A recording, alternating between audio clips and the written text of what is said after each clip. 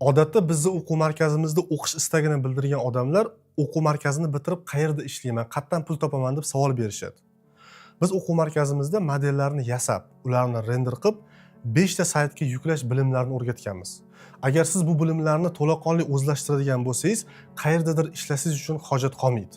Asosiysi boshlash. Chunki yurganingiz sari yangi manzaralar ochilishni boshlaydi. Yangi manzaralar esa yangi imkoniyatlar degani. Bu hayotda menga yoqadigan eng qiziq formula ham shunda.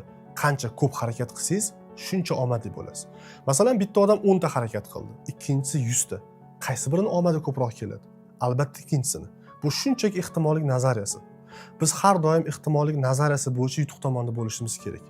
Yutuq hech qachon va hech kimga kafolatlanmagan, lekin biz ehtimollikni oshirishimiz kerak. Chunki bu bizning qo'limizda. Qanchadan qancha odamlarning hayoti birgina inson bilan ko'rishgani uchun o'zgarib ketgan. Ular to'g'ri joyda va to'g'ri vaqtda bo'lishlari uchun bir necha marotaba noto'g'ri joyda va noto'g'ri vaqtda bo'lishgan. U ham mayli. To'g'ri joyda bo'lgan taqdiringizda ham aynan o'sha odamni e'tiborini tortish uchun sizdan ma'lum bir mavzuda tushuncha bo'lishi kerak. Buning uchun umumiy dunyo qarashingiz keng bo'lishi kerak.